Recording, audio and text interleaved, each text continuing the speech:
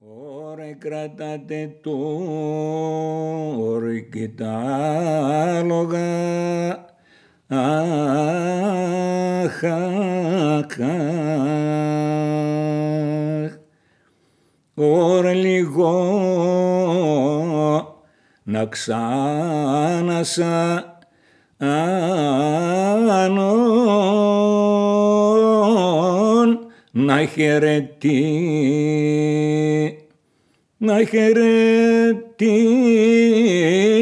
μαυρό στάιβου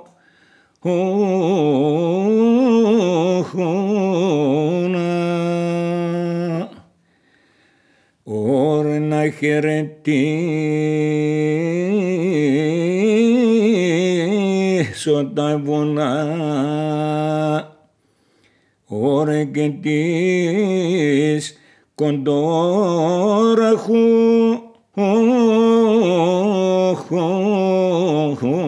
λες να δώσω διάτα στα παιδιά.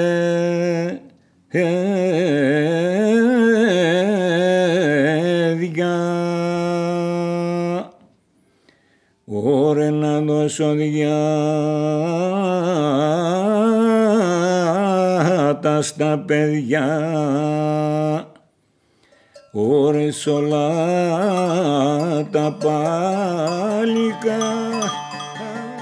Το Σαρακατσάν, από ό,τι έχω μάθει και από τον πατέρα μου και από τον πεθερό μου, λέγεται πως φορούσαν μαύρες σκάπες. Από εκεί λέγεται το Σαρακατσάνο, και η κατσά είναι που έφυγαν από κάποιο μέρος και βρέθηκαν στη Θράκη, και από εκεί. Και οι γονείς μου και τα πεθερικά μου ήρθαν από τη Θράκη.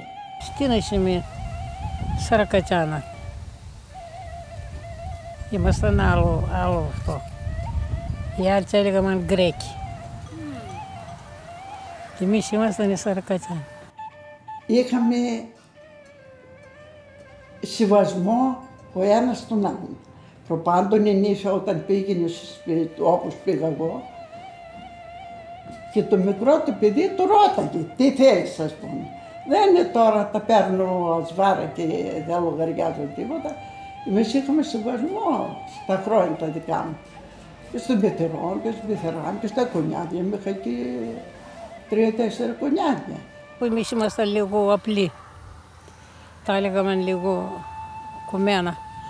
Εμένα πάντως από αυτά που είπες πριν, πιο πολύ με στεναχώρησε που χάνατε το όνομά σας. Ναι, μόλις παντρεύονταν δεν χάνονταν το όνομα. Εγώ πολύ στεναχωριόμουν από τη γιαγιά Γιατί μου. καλό ήταν. Όλοι την έλεγαν Γιάννενα. Γιάννενα. Γιατί? Και τις συνυφάδες της.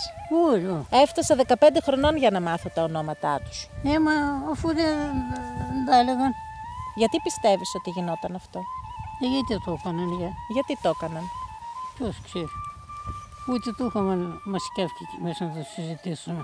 Τη δουλειά που έριχναν οι Σαρακατσάνοι στον Αργαλιό βασικά, και που ήθελαν να έχουν κάτι τόσο, δηλαδή να έχουν μια φορεσιά με πάρα πολλή δουλειά για να δείχνουν τον κόπο τους. Εδώ είναι η γιαγιά μου, γνήσια Σαρακατσάνα, όπως φαίνεται και από την παραδοσιακή φορεσιά, η οποία εντάξει, και όπως και ο άντρας της, ο παππούς μου, και ιδιαίτερα η γιαγιά μου είχαν μάθει αρκετά και για τη δουλειά μας και για, για τους Σαρακατσαναίους. Πρώτα οι Σαρακατσάνοι που υπήρχαν, ας πούμε, ένα σεβασμό, ρε παιδί μου, πώς να σου το πω. Δεν ήταν αυτό το πράγμα, είχαν ένα σεβασμό, ένας με τον άλλον, εκτιμούσαν όλα αυτά δηλαδή. Τώρα αυτά δεν υπάρχουν. Ήταν ωραία η ζωή, ξένεστη, ταλαιπωρία μεν, κρύε πολλά, έφαγε πολλά κρύα. Χιόνι μέχρι το δεν μπορείς να περπατήσεις καθόλου, αλλά εντάξει ήταν οι συνθήκες τέτοιες που ήταν ωραία.